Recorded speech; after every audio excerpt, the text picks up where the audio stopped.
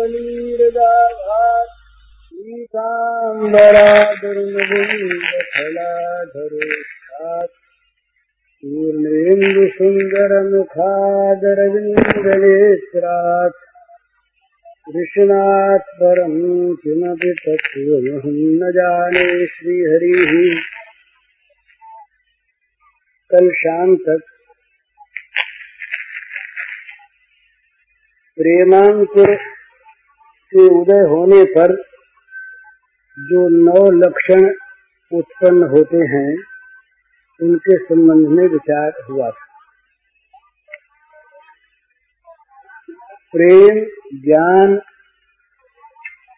भगवत प्राप्ति, बोध, आत्म साक्षात्कार, ये सब एक ही चीज है। सत्य एक है, परमात्मा एक है। उस एक की ही प्राप्ति के और एक की अनुभूति के ये विभिन्न साधन हैं। और वो इतना विचित्र है, इतना वो विविध वैचित्र्यमय है कि उसकी सारी विविध अनुभूतियां सत्य हैं। सब उसी में है ना, उसी की अनुभूतियां हैं। इसलिए छोटा बड़ा मानने की आवश्यकता नहीं, भ्रम में पड़ने की आवश्यकता नहीं। पर इन सभी मार्गों में एक चीज बड़ी आवश्यक है, वो है मानव धर्म। वो है मन इंद्रियों का भगवान की ओर लगकर दूसरी ओर से विरत हो जाना। चाहे वो भगवान का वहाँ उनके मन में कोई रूप है, किसी मार्ग से हम जाएं पर पाछे चाहिए राख है चाहिए ही। तो इसीलिए ये मानव धर्म, यम नियम, दैवीय संपत्ति, मनुष्य के भागवतों के धर्म कहीं 10 हैं, कहीं 18 हैं, कहीं 49 हैं, कहीं 26 हैं। अलग अलग विस्तार और संकोच से भेद है, पर ये सब के लिए आवश्यक है। बहुत बार भूल होती है, इसलिए बड़ा अच्छा होता है इस बात को समझ लेना, पर समझते हुए भूल करते हैं। और भूल होती क्यों है? ये अपने अंदर के देश को लिखते नहीं। और ज्ञानी, प्रेमी, महात्मा, महापुरुष भगवान बनना चाहते हैं। इसलिए महात्मापन, महापुरुषपन, भगवत्ता इत्यादि की आड़ लेकर अपने दोषों का समर्थन करते हैं मनुष्य।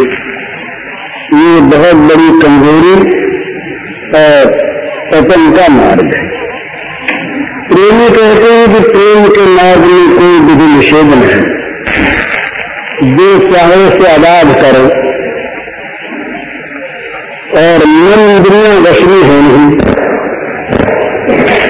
तो परिणाम ये होता है कि भगवान के नाम पर, प्रेम के नाम पर दुराचार फैलता है, अनाचार फैलता है, भ्रष्टाचार फैलता है। तो सबसे पहले इस सावधानी की आवश्यकता है। मैंने हमको योग मार्ग के द्वारा समाधि प्राप्त करने लगे और समाधि अवस्था में कोई कुछ भी करने का क्या आपत्ति है। ऐसे हमारे पास समाचार आया करते हैं, योगियों के भी, भक्तों के भी और भगवान के अवतारों के भी। आजकल बहुत ऐसा है, इस समय हो रहे हैं भारतवर्ष में। एक साथ नहीं है, हमारे पास एक अवतार फाइल है।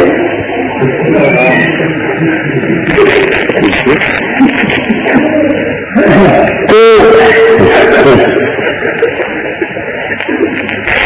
अभी 2 पत्र आते हैं आजकल, एक अंग्रेजी में आता है, बड़ी अच्छी अंग्रेजी लिखते हैं शब्दों को। ये एक किसी का अवतार मानते हैं और एक हिंदी में पत्र आता है। इन दिनों में कई पत्र लिखे आ चुके, ये भी अपने एक महात्मा को अवतार मानते हैं। तो अपने गुरु को भगवान मानना इसमें आपत्ति नहीं है। गुरु ब्रह्मा गुरु विष्णु गुरु देव महेश्वर गुरु साक्षात परब्रह्म तस्मै श्री गुरुवे नमः। गुरु भगवान में अंतर में ये अलग चीज है और ये बिल्कुल इससे विदाती है कि ये जो चाहे से कर। ज्ञान में बड़ी सुंदर बात की याद है, भाई हम कुछ करते नहीं, हमारे में कर्तापन है नहीं, बिना गुण से वर्तन की कीमत आ न सकते थे। गुण गुणों में वर्तन में इंद्रियों में संचालन हो रही, हमारा कुछ लेन देन नहीं, हम बिल्कुल अलग से अलग। ये यही उनको बताया है आधार। यही की अगर नहीं हो तो योग का प्रासाद खड़ा नहीं रह सकता।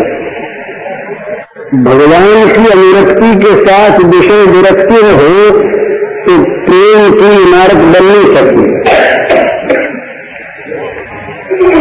ज्ञान में एक विवेक वैराग्य शब्द संपत्ति न हो तो मोक्षता पैदा नहीं हो सकती। मोक्ष तो कहाँ से होगा? पर ये धन और ब्रह्म अधिकतर फैलाया जाता है उपदेष्टाओं के द्वारा। परसों हमारे पास एक कोई आए थे 3-4 दिन पहले, उनसे नाम बताने की आवश्यकता नहीं और पुरुष या स्त्री ही बताने की आवश्यकता नहीं। उन्होंने उनसे कायसा से बैठे भी नहीं, उन्होंने कहा हमसे कि आश्रम में हमारा मुर्गा नहीं होता। हमने कहा कि बोले आश्रम में तन चाहिए, धन चाहिए, और ये भी हम दे नहीं सकते, हमारे पास है नहीं, इसलिए हमारा मुर्गा नहीं हो सकता। तो इनकी बात में कहाँ तक क्या तथ्य है सब तो ये नहीं जानते, और ये सब पर कोई आक्षेप और ये सब ऐसे होंगे। लेकिन यदि कहीं ऐसी चीज कोई है भी तो ये चीज बुरी तुमको संदेह। कहीं चाहे प्रेम का साधन करें, चाहे भक्ति का करें, चाहे योग का करें, चाहे वेदांत का करें, प्रेम का करें, दो बात ख्याल रखने की है। एक तो साध्य भगवान है, इनको कहीं छोटा न बना दे, थोड़ी सी सीमा में इनको अपनी सीमा में लेकर के रख लें, और दूसरे जो इस रूप को नहीं मानते जानते भजते उनके भगवान को दूसरा मानने ये न करें, अपने भगवान छोटे हो जाएंगे। और दूसरी बात, किसी भी साधन में हम जाएं, किसी भी मार्ग में हम जाएं, जैसे मार्ग का काठे अच्छा संग आवश्यक है, इसी प्रकार दैवी संपत्ति, यमनियम, मानव धर्म, इंद्रियों का संयम, मन का भगवान की ओर अपने साध्य की ओर लगना ये आवश्यक है। इन दो बात में ख्याल रखें, नहीं तो बड़ा भय है। हम चाहेंगे करना और तारना और होगा अंदर माना यथांधा की तरह से जहेनी करना, तो ये सावधानी की आवश्यकता है सब। तो अपनी तो भगवान से प्रार्थना करनी चाहिए, सीधी सरल बात है, बड़े सीधे शब्दों में अपनी भाषा में कि भगवान हमारे अंदर दोष भरे, इन दोषों को कृपा पूर्वक आप दूर करें। इस प्रकार का कोई मौका ही न आने दो कि जिसमें दोष उत्पन्न होने की संभावना ही है।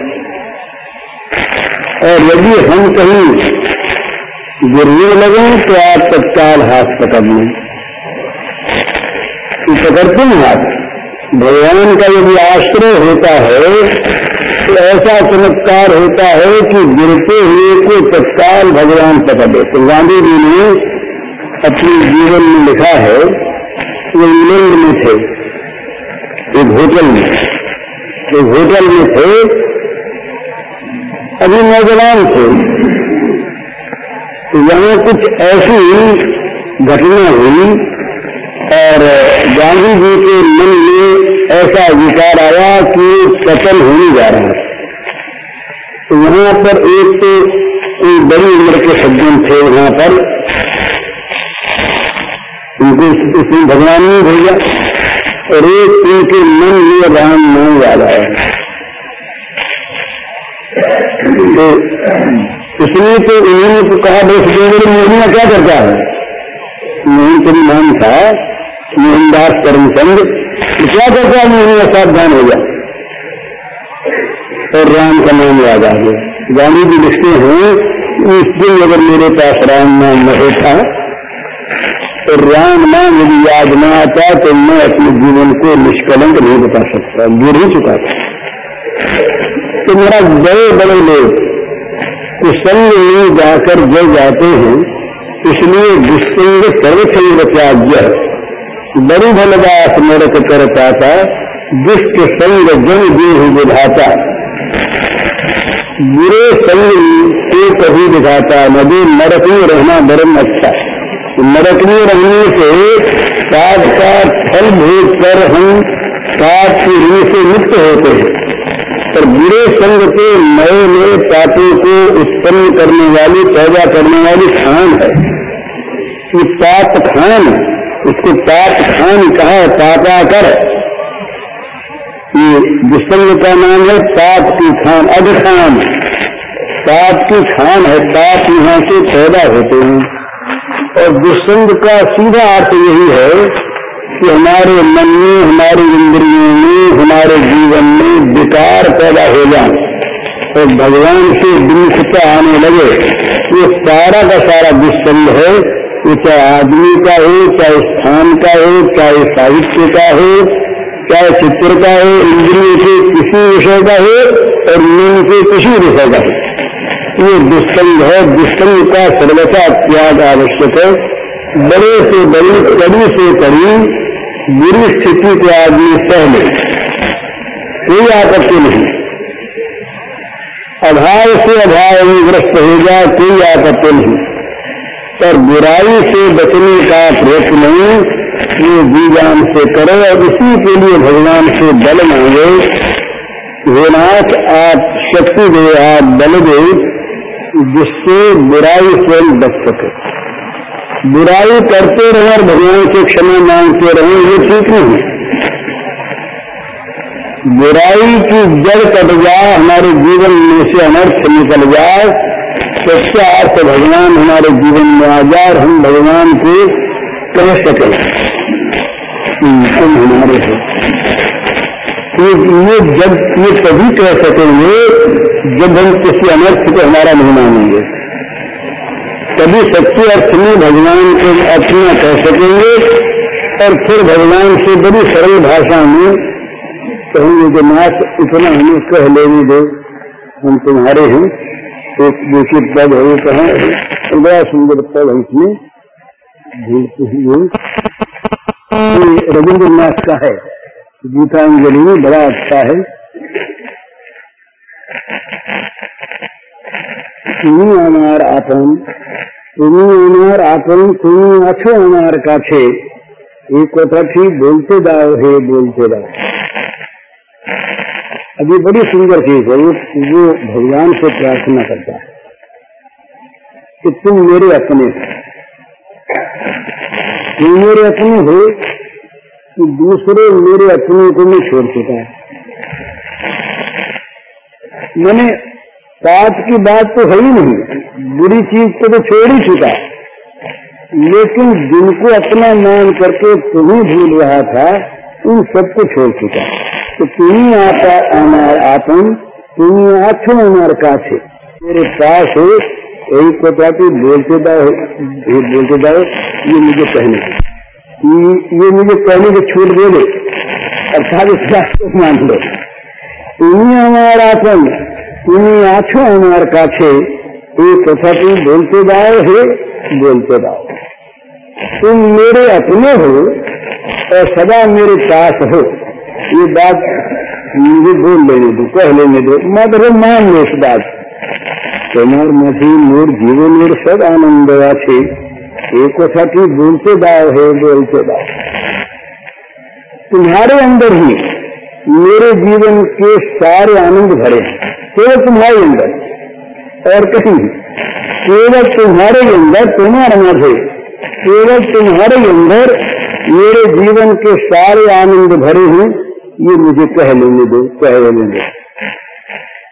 हमार दाओ सुधा शील, हमार बाणी करो सुमधुर, हमार प्रियतम तुम्हें एक कथाटी बोलते दाओ है, बोलते दाओ। मुझको तुम अमृत में सो दे दो, जो केवल तुम्हारे ही प्रेम के अमृत को बहाने वाला हो, इस प्रकार का सुधा में सिर्फ मुझे दे दो। और मेरी वाणी को इतनी सुमधुर बना दो कि जो तुम्हारा नाम गाती रहे, ये वाणी सुमधुर, और तुम मेरे प्रियतम। ये बात मुझे कह लेने दो, कह लेने दो। हमारे प्रियतम तुम्हें एक कथा थी, बोलते जाओ है, बोलते जाओ। এই নিখিল আকাশ ধরা, এ যে তোমার দিয়ে ভরা, আমার হৃদয় হতে এই কথাটি बोलते दाओ है, बोलते दाओ। बड़ी सुंदर बात। ये आकाश, ये सारा आकाश, ये और ये सारी पृथ्वी, ये मेरे प्रियतम, ये केवल तुमसे भरा है। ये बात मुझे अपने हृदय से कह लेने दे, हृदय से। यही निखिल आकाश भरा, ये सारा आकाश है धरती, यही निखिल आकाश भरा, ये जो तुम्हें दिए भरा, तो तुम्हारे द्वारा परिपूर्ण है। आना मुझको हृदय होते एक कथा थी, हृदय से ये बात बोलते दाओ है, बोलते दाओ। कह लेने दो, कह लेने दो। दुखी जी जेने काछे आसो, छोटे बोले ভালোবাসো। বাহ, আমার ছোট মুখে এই কথাটি बोलते दाओ है, बोलते दाओ। तुम दुखी दोस्तों के पास आते हो और तुम छोटा समझकर प्यार करते हो। तो मैं दुखी हूँ और छोटा हूँ, तो मुझे अपने छोटे मुंह से ये बात कह लेने दो, कह लेने दो। तो कितना सुंदर ये साधना का भाव है। फिर तो बोले क्या करें फिर? तो नामाओ नामाओ आमाओ तुम्हार चरण तले, गोलाए है मने भाषा जीवन मोहन जले। मुझे झुका दो, झुका दो, अपने चरण तल में झुका दो। नामाओ नामाओ झुकाओ झुकाओ, नामाओ नामाओ आमाओ तुम्हार चरण तले, मुझे अपने चरण तले में झुका लो, झुका लो। गोला है मन भाषा जीवन नयन जले, मेरे मन को गला दो, मेरे मन को गला दो, और अश्रुओं के जल से मेरे जीवन को बहा दो। गोला है मन भाषा जीवन नयन जले। जब तक मन द्रवित नहीं होगा, तब तक ये द्रवित मन का जल आंखों में नहीं आएगा, और मन का आएगा। पर जब भगवान के चरणों में हमारा मस्तक झुक जाएगा निर्भिमान होकर, उस समय क्या होगा कि हृदय द्रवित होगा, और द्रवित हुए हृदय का जो वो जल है सलेले, वो नैनों के द्वारा निकलकर जीवन को प्रवाहित कर देगा, जीवन को भिगो देगा, सीख देगा। तो नामाओ नामाओ हमें तुम्हार चरण चले, गोलाए है मन भाषा जीवन नयन जले। ऐसा आनंद अहंकार चले, शासन झूला लुटाए भांगा सबले, नामाओ नामाओ आना तुम्हार चरण चले। न एक अहंकार के ऊंचे आसन पर अचल बैठा है, एकानी अहंकार ऊंचे अचले, अहंकार के ऊंचे पहाड़ पर, ऊंचे आसन पर मैं बैठा। तुम महाराज ये करो, इस पहाड़ को तोड़ डालो, भांगे सब बोले, बलपूर्वक इस पहाड़ को चीर कर दे और इस पाषाण के आसन को धीरा लिखाए धूल सात कर दे। इस मेरे अहंकार के पाषाण आसन को बलपूर्वक चीर करके और धूल सात कर दे, भूमि में मिला दे। नामाय नामाय आमार आमार तोमार कर्म चले, अपने चरण तल में मुझको झुका ले। गर्भ करी व्यर्थ जीवने भरागृह शून्यानी तुम अभिहने दिनेर कर्म डूबे से मोरापन अतले संगलार पूजा जनो जाय न बितले। नामाय नामाय बड़ी सुंदर बात ये कही महाराज। वो कहते हैं कीलेगा गर्भ करी व्यर्थ जीवन, इस व्यर्थ जीवन में किस बात को लेकर मैं गर्व करूं? जिस जीवन में कुछ कमाया ही नहीं, अर्थहीन जीवन में किस बात को लेकर मैं गर्व करूं? बोले तुम्हारा तो भरा घर है ना, धन है, दौलत है, पुत्र है, पौत्र है, मान है, संपत्ति है, पद है, अधिकार है, कीर्ति है, सब तो कहते हैं भरा गृह शून्यानी तुम अभिहने, घर भरा है तो तुम्हारे बिना तो सुना है। जब घर में तुम नहीं हो तो तुम्हारे बिना सुना घर, फिर मैं किस बात का गर्व करूं? लेकिन नाथ जीवन कर्म में डूबे से मोर आते न चले, जीवन की संख्या आ गई है। तो कहता है कि मेरे जीवन के कर्म अपने अचल पहाड़ में सब डूब गए, अर्थात मेरे जीवन भर अहंकार की सेवा से कुछ किया नहीं। हमार दिनेर कर्म डूबे से मोर आत्म अचल, मेरे दिन के सारे कर्म, जीवन के सारे कर्म इस अहंकार के पहाड़ में डूब गए, इसी में रंग गए। अब संध्या द्वार पूजा देने जाए में भी फैले, इस संध्या काल की मेरी पूजा का नाश विफल मत कर देने। पूजा का फल क्या? नामाय नामाय आमाय तोमार कर्म चले।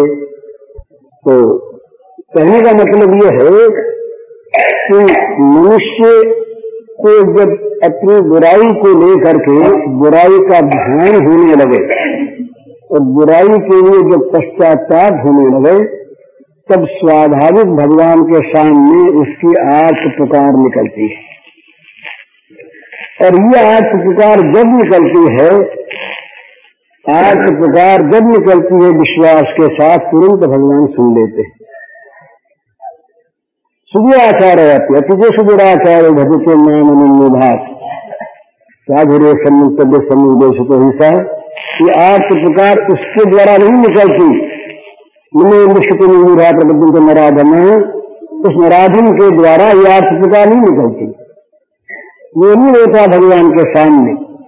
पर जब दुष्कर्म में दुष्कर्म बुद्धि होती है और मन में एक पश्चाताप की आग जलती है और उससे वो बच नहीं सकता पाप से, तब वो समर्थ प्रभु की ओर जाकर एकांत भाव से पुकारता है कि नाथ मेरे शरीर से मुझको बचाने वाला और कोई है ही नहीं, तो सचमुच कोई नहीं है। उस अवस्था में गले लगाने वाला कोई है ही नहीं, सब भूलना करते महाराज। पास बैठने में जब तक हमारा पाप तोड़े न आवे तब तक तो सब साथी, और कहीं पाप में हिस्सा मिलने लगे तो भगवान तो कहेंगे भी हम तुम्हारे आत्मा थे, हम तो साथी हैं। और जीवात्मा के रूप से कहीं सूक्ष्म देह के द्वारा न भोगने पर भी वही भोगेंगे भी। दूसरा कौन भोगेगा? पर संसार में कोई साथी नहीं मिलेगा हमको ये कहने वाला कि हम तुम्हारे हैं। बोले तुम्हारे तो हैं, पर इस बात को प्रकट न करना, देखो हमारी बदनामी हो जाएगी।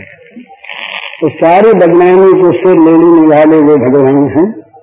तो उस समय मनुष्य की एक आर्त पुकार निकलती है। ये रविंद्र की आर्त पुकार बड़ी अच्छी लगे मुझे। तो ये इसमें दो चीज की आवश्यकता है। बहुत ये समझने की बात है, फिर मार्ग की बात करनी चाहिए। सबसे ले लेना, असावधान न रहना मार्ग में, नहीं तो मार्ग कैसा भी हो प्रमाद होगा और रास्ते में कुछ साथ नहीं होगा तो गिर जाएंगे, खाने को मिलेगा नहीं, किसी गड्ढे में जा गिरेंगे, मर जाएंगे।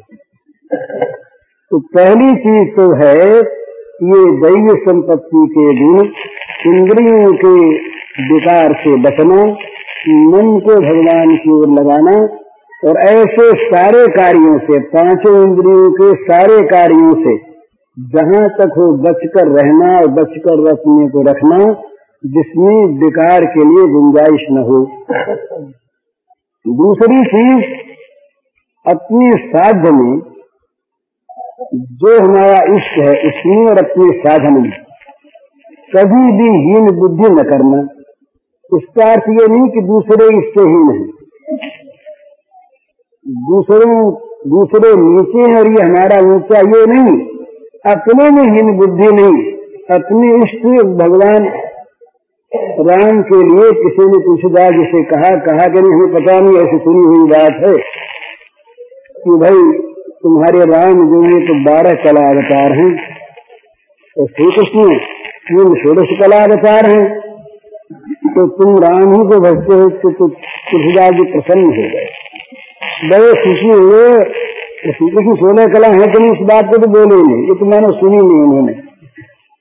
और कहने लगे कि हैं हमारे राम 12 कला अवतार हैं, हम तो उन्हें दशरथ पुत्री मानते थे, यही बोल के बचते थे और तुमको 12 कला अवतार बताते हो, ये बड़ी अच्छी बात है।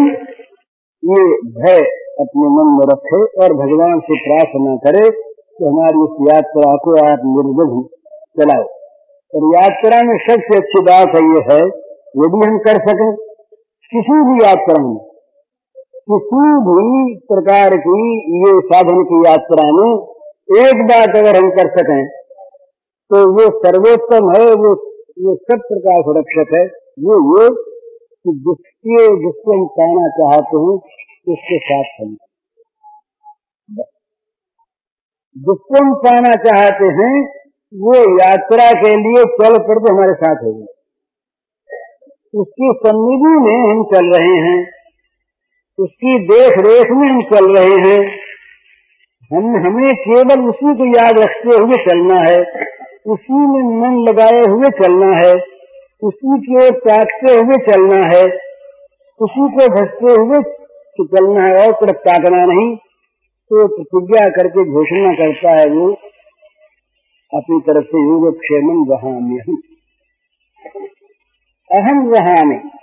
भार ढोना, बहन का अर्थ धोना, बहन कहते धोने को, तो भगवान धोने का जिम्मा लेते हैं, 2 चीज के धोने का। जो तुम्हें मिला है उसको बचा देने का भार हमारा, तुम निश्चिंत रहो अपना, तुम्हारे किसी चोर डाकू को नहीं आने देंगे, कोई छीनने वाले को, लूटने वाले को, चुराने वाले को बिल्कुल नहीं आने देंगे, हमारा पहरा रहा। और ये भार हम स्वयं लेते कि सिपाही को नहीं भेजेंगे, सिपाही नहीं भेजेंगे, हम स्वयं रहेंगे पहरे पर, नहीं आने देंगे। और भाई जो तुम्हें आवश्यक है उसका जुगाड़ हम कर देंगे, वो भी भार हम देंगे, हम ढूंढ के ले आएंगे। ये एक कथा आती है ऐसी उत्कल प्रांत की, कहाँ तक ठीक बात हम नहीं जानते पर बात बड़ी अच्छी, और वो बात है लौकिक, इसलिए तो यदि न समझे कि गीता के अर्थ का ये नीचा अर्थ है, भगवान के लिए नीचा ऊंचा कोई नहीं।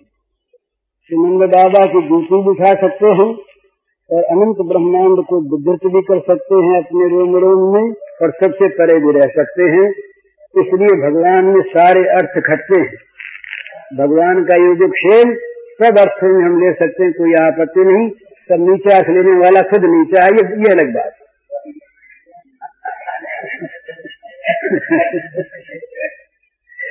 तो उत्कल के एक ब्राह्मण रहे थे, जरा बेचारे दरिद्र, ये पुरी के पास एक गांव में रहते, तो गीता पाठ करते थे उड़िया महाराज, तो घर में जरा अभाव रहता था, तब पाठ जरा रोज करते, तो पढ़ते तो ये जब श्लोक सामने आता, अनन्या चिंतयन्तो मामिदुना पर्युपासते तेषाम् इत्यादित्वा नाम योगक्षेमं वहाम्यहम्, तो उनके मन में कुछ संदेह जागने लगा। ये बात कुछ रोचक से लिख दी। अब मनुष्य क्या करता, अपने को तो नहीं तोलता, और दूसरा क्या करता ये तोलता है। अब अनन्या चिंतयन्तो माम है पर्युपासते, ये उनमें आया कि नहीं आया, तो शायद उन्हें देखा और क्या नहीं देखा, पर योगक्षेम का भगवान ने वहन नहीं किया, ये उन्होंने देख लिया। ये उल्टी बात होती है। ये देख लिया तो एक दिन मन में ज्यादा रोष आ गया। रोष आया तो समझा कि भगवान ने तो भगवान की बात सच्ची होती है, बात भगवान के गीता भगवान के मान लिया आज सच्चा, अगर ये बात होती है तो ये बात गाजना से लिखी, तो हड़ताल लगा दिया। हड़ताल से पहले रबर उबर तो था नहीं, हड़ताल से सुखा दिया, वो कभी दिया करते थे, तो हड़ताल लगा दी, मानो उस पंक्ति को, उस शब्द को काट दिया। अब मन में बड़ी तारा मिल गई, हमने काट दिया, हमने बहुत बुरा किया, ये तो भगवान के वचन, भगवान भी झूठे हो नहीं सकते, भगवान के वचन काटने पर मन में विश्वास और बढ़ने लगा कि काट दिया, ठीक नहीं किया, पर है भगवान के वचन। हमारी भूल होगी, हमने कहीं ठीक से चिंतन नहीं किया होगा, चिंतन करें तो चिंतन करते हुए निकले बाहर, उनका चिंतन आज परिपक्व सा होने लगा। पीछे से कई गाड़ी में सामान भरा हुआ, खाने पीने का, चावल दाल आटा घी न मालूम क्या क्या, और एक छोटा सा सुकुमार बालक, बड़ा मनोहर बड़ा सुंदर सुकुमार, वो ब्रह्मचारी बटू आया। अब उसके यहाँ पटकड़ी पर लगी हुई खून बह रहा। उसने आगे कहा, माता जी ये पंडित जी ने सब सामान भिजवाया, इसको रखवाओ। पंडित जी ये कहाँ से भिजवाया है? बोले एक जगह गए थे, उनको मिल गया बहुत, उन्होंने कहा कि तुम पहुंचाओ घर पर और हम पीछे आते, तो रख लिया। बोली बेटा ये तो भिजवाया से तो ठीक है, पर तुम्हारे खून कैसे बह रहा है, चोट लग गई? बोले मैया क्या बताऊं, पंडित जी ने मार दिया। पंडित जी ने घायल कर दिया। अब बड़ा दुख ब्राह्मणी को हुआ कि ये पंडित जी हमारे बड़े अच्छे ब्राह्मण हैं, बड़े सदाचारी हैं, इनमें निर्दयता है नहीं और ये क्रूर हृदय नहीं, इन्होंने इस छोटे से सुकुमार बच्चे को कैसे मार दिया, उनको दया नहीं आई। नन्हा सा बच्चा जिसके देखते प्रेम मरता और क्यों नहीं मरे, वो तो प्रेम गिराने वाला है। उसने कहा बेटा बैठ, मैं तो धोती साफ करती हूँ, पत्नी बांधती हूँ, पंडित जी को आने दे। तो नहीं भैया मुझे दूसरा काम है। अब उनके तो एक काम है नहीं, लाखों काम लगे, सारे विश्व का हिसाब किताब देखना रहता है। चल दिए थोड़ी देर में पंडित जी ने देखा कि पंडित जी बोरों की आग लगी है, क्या हो गया? ब्राह्मणी खींची बैठी, बड़ा दुख हुआ ब्राह्मणी को। ऐसी निर्दयता पंडित जी ने की, और उसके मारने के बाद उसने तो काम किया, घर लाके पहुंचा दिया अपना सामान, आने दो पंडित जी को। तो वो बैठी थी खींची हुई, पंडित जी आते ही पंडित जी बच्चे लगे खींचने। तो इतने निर्दय हो गए कि राक्षसी वृत्ति कहाँ से आ गई? ब्राह्मण के घर पैदा हुए और कितने राक्षस हो गए, क्या हुआ? अरे उसने कहा हुआ क्या देवी, क्या क्या हो गया आज? अब सामने देखता है सामान भरा पड़ा है बहुत था। उसने कहा सामान ये कहाँ से आया? तो सामान किसे बताऊंगी, पहले बता तुमने मारा क्यों उस बच्चे को? इतना सुकुमार बच्चा तुमने मारा, दया नहीं आई? ब्राह्मण ने कहा मैंने किसी को मारा नहीं, कोई बच्चा मिला ही नहीं। बोले कैसे नहीं मिला? तुमने तो भेजा सामान सारा का सारा। बंगाल में और उड़ीसा में पति के साथ जो बोलचाल होती है वो आप और तुम के नहीं होती, आपस में तुम के, वो स्नेह का इस प्रकार का एक वहाँ की चाल है कि पति पत्नी को एकाकार हो जाते हैं, तो उनमें आप और तू कहता, तो वहाँ पर पत्नी पति को आप नहीं कहती, तुम कहते। तो मैं उड़ीसा की बात कह रहा था, इसलिए मैं भी उसी तरह से तुम कह रहा था, और कोई बात नहीं। तो पंडित जी ने कहा कि हमने न तो सामान भेजा और न हमको कोई लड़का मिला, बात क्या। तो ब्राह्मणी बोली कि बच्चा छोटा सा झूठ बोलने वाला, ये तो बात है नहीं, और तुमने भेजा नहीं, ये बात तो तुम कहते हो, ये भी नहीं सच मानते, तुम झूठ बोलते नहीं। और उसके चोट लगी थी और वो रो रहा था, उसने तुम्हारा हुलिया बताया। हमने पूछा कहीं भूल हो गई होगी, कौन से पंडित जी, कैसे पंडित जी? तो जो रंग रूप बताया वो ठीक आपका रंग रूप है, तो माया तुमने है, उसके किसी को संदेह नहीं, अब चाहे भूल गए हो या झूठ बोलते हो। उसने कहा, अब पंडित जी के माथे में बात है, अरे राम राम राम, ये गीता तो भगवान का स्वरूप है, गीता तो भगवान का मंगल विग्रह है, हृदय में विग्रह है ये भगवान का, और गीता के सपने को मन का अंगों तक चोट पहुंचाई नहीं, तो ठीक चोट लगी उनको। रोने लगा ब्राह्मण, हर साल को धोया वोया, फिर से लिखा, उसी को कई बार लिखा, और उसको लिख करके अपने सारे अंगों पर लगा लिया, योगक्षम वहां में, योगक्षम वहां में, योगक्षम वहां में। तो ये उत्कल में भक्त चरित्र है, इसलिए कथा आती। भक्तिर जय एक ग्रंथ है उत्कल भाषा में, भक्तिर जय, भक्त का जय, इसके 3 भाग हैं। इसके बहुत अपने कल्याण में अनुवाद आ चुके हैं उन चरित्रों के, जो यहाँ उत्तर भारत में कहीं प्रचलित नहीं ऐसे, तो उसमें ये कथा आती है।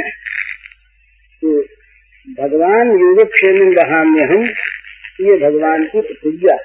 तो जब कोई अपने पाप से, अपनी कमजोरी से, अपनी दुर्बलता से तरचित होकर, अपनी को असमर्थ पाकर जब सर्वसमर्थ सर्वसुहृद भगवान के सामने रोता है, तो फिर देर नहीं लगती, तुरंत भगवान उसकी रक्षा कर लेते हैं, उसको अपने संरक्षण में ले लेते हैं आगे के लिए।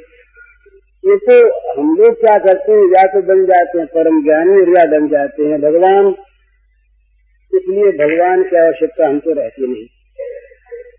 भगवान का नहीं कि भगवान संभालते नहीं, वो ज्ञानीपना और भगवत्ता तो आती नहीं, वो तो दूर रह जाती है, और हमारे अंदर एक प्रमाद आ जाता है जीवन में। इसीलिए भगवान के शरणापन्न नहीं हो सकते।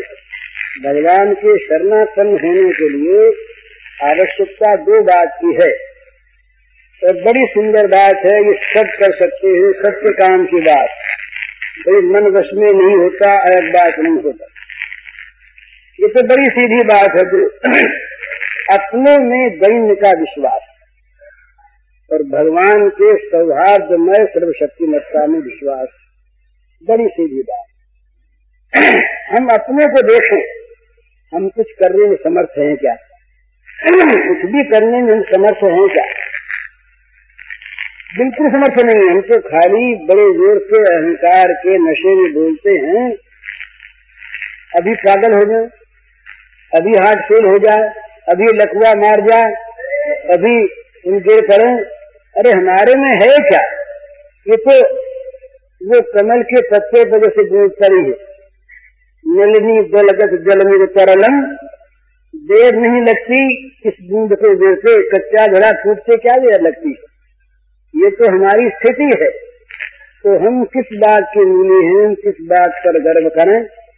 तो जब अपने आप को असमर्थ पाकर और परम समर्थ सर्वशक्तिमान उनको अपना स्नेह मानकर हम जब उनके सामने अपना दैन्य प्रकट कर बैठते हैं, सच्चा बनावटी नहीं, तो भगवान 3 बंधु हैं, वे हमारे दैन्य को देखकर हमारी रक्षा करते हैं।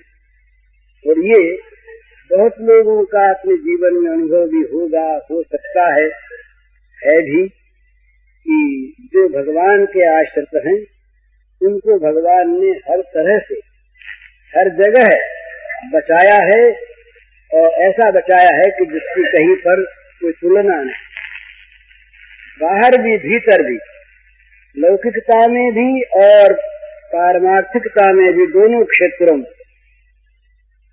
कर्ण ने एक बाण छोड़ा महाराज, बड़ा तेज बाण था, और उसकी नोक पर बैठ गया आकर के एक नाग, अर्जुन का बैरी रहा, अभिमंत्रित करके बाण छोड़ा, और इस प्रकार का बाण की अर्जुन के गले में लगकर गले को छोड़े नहीं, काटता हुआ निकल जाए। अर्जुन को पता नहीं, कर्ण के सामने रथ है, तो रथ की डोर किसके हाथ में है? योगक्षेम वहां में हम, उधर से बाण छूटा, इधर से भगवान ने यूं जोर दिया, घोड़ों के घुटने टिक गए, रथ के चक्के जमीन में धंस गए, कहने में देर लगी, बाण सर्राता हुआ आया और अर्जुन के कीट को जलाता हुआ निकल गया। अर्जुन बच गए। क्या हुआ? अर्जुन बचते? अगर भगवान न रक्षा करते, योगक्षेम वहां हम, तो क्या अर्जुन बचते? पर बचे क्यों? अर्जुन ने अपनी रक्षा का भार उन्हें सौंप दिया सच्चे मन से, तुम जानो। तो हम तो बस करिष्ये वचनम तव, तुम्हारे हाथ के यंत्र हैं, तुम जैसे घुमाओ, जो करो, जैसे करो, हमें कुछ पता नहीं, तुम जानो, तुम्हारा काम जानो, करो करवाओ जो तुम्हें जते सो। तो वहाँ भगवान पर ये जब आस्था होती, जब भगवान पर विश्वास होता, तो हमारे दैन्य को दीन बंधु अपनी चीज बना लेते हैं। ये बड़ी भारी भगवान की महिमा है। ये महिमा भगवान में तो होती है, कहीं कहीं किसी संत में भी प्रकट होती है। सबका स्वभाव अच्छा नहीं होता, दूसरे की बुरी चीज को ले लेना और उसे अच्छे बना देना। भगवान का तो ये काम ही है, भगवान का तो ये काम, जैसे आग सारे कूड़े को ले आग बना देती है। आग में आप कूड़ा डालिए, किसी भी कूड़े को आग पूरा रहने देगी क्या? आग तो उस कूड़े को जलाकर अपना रूप दे देगी, आग बना देगी उसको। इसी प्रकार से भगवान में ये एक विलक्षण उनका गुण है, महत्व है कि बुरे से बुरे, पापी से पापी, दुष्ट से दुष्ट, जिसका जीवन अनंत काल से अत्यंत घृण्य है, गर्भित है, नीचा है, पामर पापमय है, वो भी अगर भगवान से कह देता है कि महाराज मैं दीन हूँ, मेरे वश की बात नहीं, तुम्हारे शरण हूँ, तुम मुझे बचाओ, तो भगवान का व्रत सामने आ जाता है, व्रत सामने आता है। कदे प्रसन्नाय याचते, एक बार भी जो भगवान के शरणापन्न होकर रोकर भगवान से कह देना, तुम्हारा बुरा भला नीच पामर पापी पतित तुम्हारा, तो भगवान कहते कि उसको मैं अभय कर देता हूँ, ये मेरा व्रत है। नहीं देखता इसमें पहले क्या है, नहीं देखता वो कैसा रहा है, नहीं देखता उसके वर्तमान कर्म क्या है, देखता हूँ उसकी वर्तमान भाषा क्या है, वो भाषा मन की है कि नहीं। ये नहीं मानना चाहिए कि शुद्ध होने पर भगवान के सामने जा करके कोई स्तवन करे तब भगवान उसका उद्धार करे। अरे रोग मुक्त होने के बाद वैद्य के पास जाने की आवश्यकता क्या है? व्यर्थ है वैद्य, रोग है ही नहीं। रोगी किसी सदवैद्य पर विश्वास करके उसके सामने जाकर रोता है कि मेरे रोग का नाश तुम कर सकते, दूसरा नहीं कर सकता, तुम्हारे सेवा किसी के सामर्थ्य नहीं। ये समर्थ वैद्य अपने विद्या बल से, अपने तपोबल से कहता हम अच्छा कर देंगे, तुम मत घबराओ, तुम्हारे सारे रोगों का नाश कर देंगे। हम क्या कर पाते धूमो शिष्यानी, और नाश कर देता क्षिप्रम भोग धर्मात्मा तस्वच्छांति निगच्छति क्षिप्रम। चुटकी बजाते बजाते जहाँ संकल्प हुआ ठिकान बना। भगवान का संकल्प और संकल्प का फल ये दोनों अलग अलग नहीं है। भगवान का संकल्प और संकल्प का परिणाम ये दोनों साथ साथ प्रकट होते हैं। कई महात्माओं ने तो यहाँ तक बड़ी सुंदर भाषा में कहा कि भगवान उसके संकल्प करने की इच्छा जागृत होगी, ये जानते ही योग माया पहले से उस चीज को करके रख देती है। ये भगवान का योग ऐश्वर्य है, जिससे उनके संकल्प में और उस संकल्प के फल में क्षण भर का भी व्यवधान न रहे, एक साथ हो जाए। इसी का नाम सत्य संकल्प है। सत्य संकल्प उसका नाम नहीं है कि जिसका संकल्प आज हो सिद्धि कल हो, वो भी सत्य संकल्प है। तो सत्य संकल्प का अर्थ यही है कि जो मन में आवे वो सत्य दिख है, जो मन में आए सत्य दिख है। सत्य हो जाएगा सो नहीं, मन में आया वो सत्य दिखा। तो भगवान इतने सत्य संकल्प है कि भगवान जब जिसको भगवान अपनाते हैं और कहते अपना लिया, अपना लेंगे तो अपना लिया, उसी समय तो अपने में बल न हो, अपने में सामर्थ्य न हो, तो अपने दैन्य को देख ले, अपने पाप को देख ले, उस पाप से बचने की इच्छा करे, भविष्य में वो पाप न हो, उस प्रकार का निश्चय करे, तो समर्थ है तो समर्थ प्रभु की शरण में चला जाए, उसको साथ रख ले। तो किसी भी मार्ग का यात्री हो, भगवान को अगर साथ रखेगा तो ये योगक्षेम का वहन भगवान करेंगे। ये मैं इसलिए कह रहा था कि किसी भी मार्ग में अंतर की बात नहीं है। भगवान को पाने के सभी मार्ग हैं। ये श्लोक का अनुवाद करने में ऐसा भी काटिएगा, वर्तमान से वर्तमान का अर्थ है मार्ग। भगवान के मार्ग में सब चलते हैं अपने अपने ढंग से, तो अपना अपना ढंग। रिपुरी नाना प्रदिशाम निर्णाम एको गम्य, वो प्राप्त करने की वस्तु एक ही है, तत्व एक ही है। वो समुद्र, एक ही समुद्र में सब नदियां भारतवर्ष की जाती हैं, परंतु उनकी दिशाएं अलग अलग हैं, उनके मार्ग जुदा जुदा हैं। टेढ़ी सीधी चाल है, रिज कुटिल नाना प्रदिशाम, मार्गों के अनेक भेद हैं, वस्तु तत्व एक है, पर मार्ग की ओर चले, समुद्र की ओर सीधा लक्ष्य हो, भगवान की ओर जाए और भगवान के बल को साथ रखे तो योगक्षेम, राह की सारी कठिनाइयों को भगवान दूर कर देंगे और जहाँ जाना है वहाँ भगवान पहुँचा देंगे हाथ पकड़कर अपने आप। तो ये दीनों के लिए, पामरों के लिए बड़े भारी आश्वासन की बात है। ऐसे बनो, ऐसे बनो, ऐसे बनो, तब कहीं भगवान की कृपा होगी। तो ऐसी कृपा उन लोगों को मिल नहीं सकती जो असमर्थ हैं, और ऐसी कृपा यदि भगवान की है तो समर्थों पर होने वाली कृपा है, दीनों पर तो होने वाली है नहीं। तो भगवान समर्थ बंधु रहे, दीन बंधु रहे नहीं, तो ऐसी बात नहीं। समर्थ तो अपने आप ही जा सकते हैं, भगवान तो दीन बंधु है, जो अपाहिज है, जो दीन है, जो चल नहीं सकते, जो अपनी मक्खियां आप नहीं उड़ा सकते। छोटा बच्चा मच्छर आप नहीं उड़ा सकता, अपनी करवट आप नहीं बदल सकता, मल में पड़ा हुआ है उस मल से अलग आप नहीं हो सकता, धोना तो अलग रहा। पर क्या माँ उसकी उपेक्षा करती है? क्या माँ कभी ऐसी संभावना करती है कि ये बच्चा उठ करके अपने मल को धोकर साफ होकर मेरी गोद में आएगा, तब मैं अपना आंचल पसारूंगी इसके लिए कि तुम मेरी गोद में बैठा आ जाओ? वो मैया तो जब सुन पाती है कि बच्चा कच्ची बैठ गया, उसमें भर गया, तो माँ का स्नेह जो है ये उमड़ पड़ता है। माँ वहां पर, आजकल की माँ की बात तो जो बहुत पढ़ी लिखी उनकी बात तो दूसरी, हमारी मायों की बात है ये। हमारी माएं जो थी और हैं अब भी, वो माएं उस समय दास दासी किसी दाई की बात नहीं देखती, वो तो खुद भागती है, चाहे राजा रानी हो। राजा रानी है तो क्या है, उसके नौकर हजारों होंगे, पर अपने शिशु की सेवा तो वो करेगी खुद, उसका स्नेह झर रहा। हमारे एक कथा आती है बादशाह बीरबल की, ऐसी बहुत सी बातें रोचक, पर सिद्धांत तो बड़ी अच्छी हुई या नहीं पता नहीं।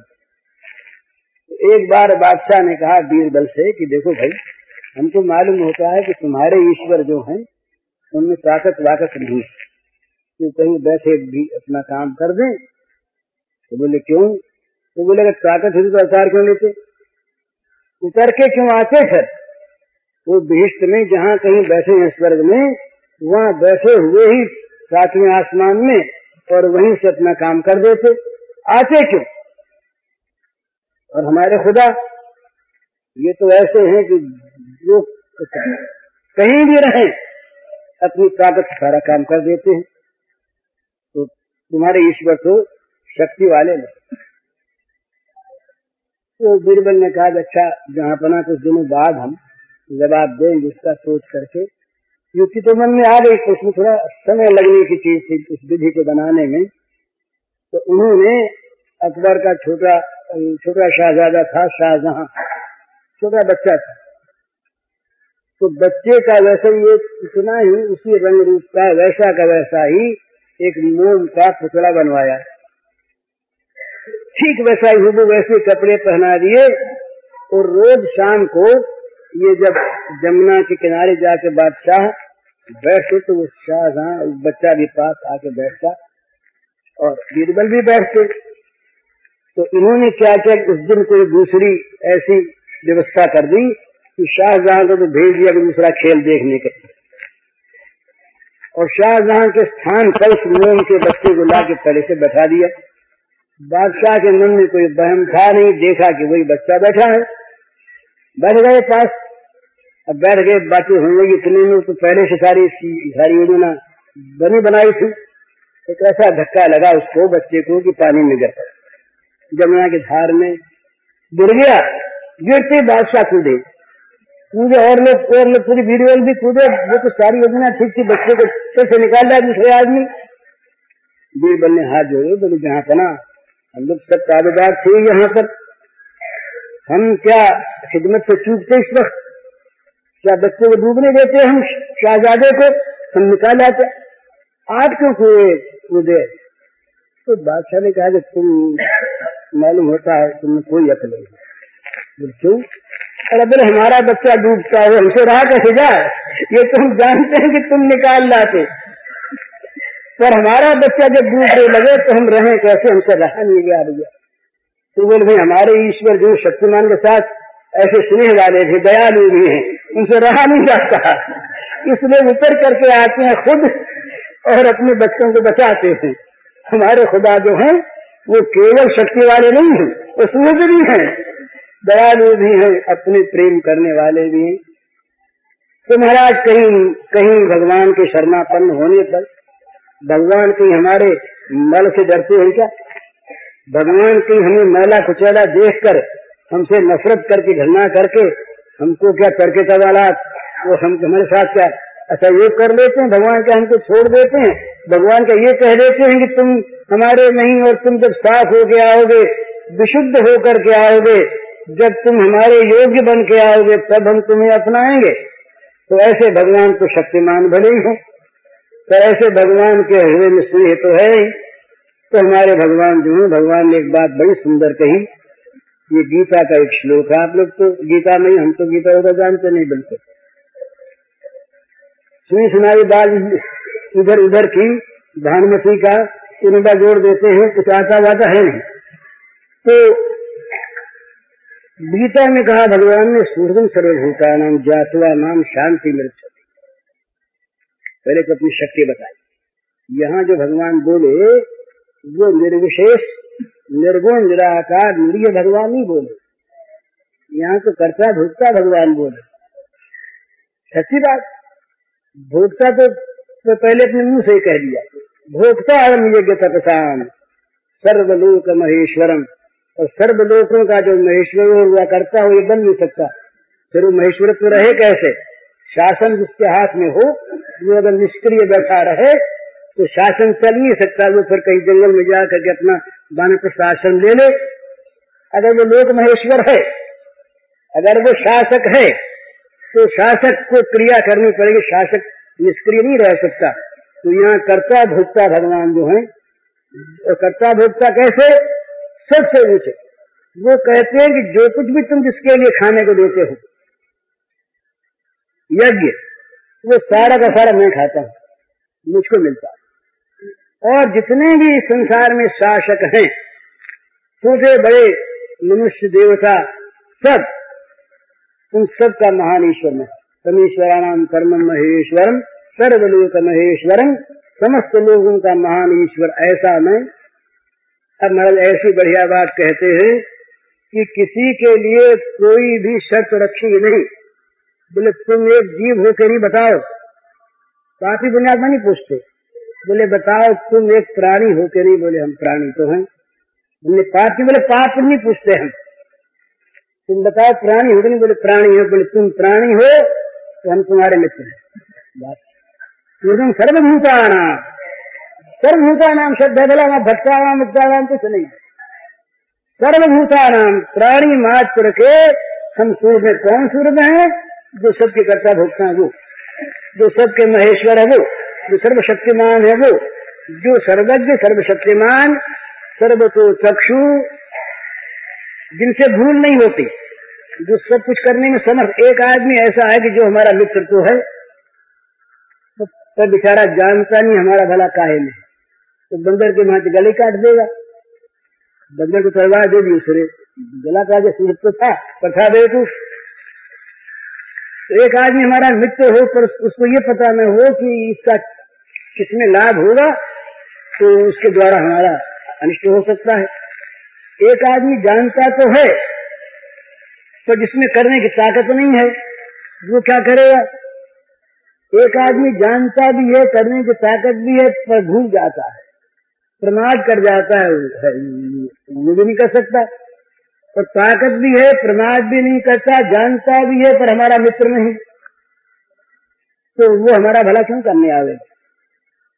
पर यहाँ भगवान ने पहले आधे श्लोक में इन बातों को सिद्ध किया कि वे भगवान जो हैं और जानने वाले भी हैं, उनसे प्रमाद नहीं होता। यहाँ ये जो शासक बना सब लोग में ये प्रमाद राष्ट्र की सूचना करता है। शासक कहीं प्रमादी हो जाए, भूलने लगे तो शासन चलता नहीं, और उसके सत्ता में यदि शक्ति में कमी आ जाए तो विद्रोह हो जाता है, वो शासन नहीं चलता। उसके प्रेम में कमी आ जाए तो उसकी प्रजा विद्रोही हो जाती है, नहीं मानते।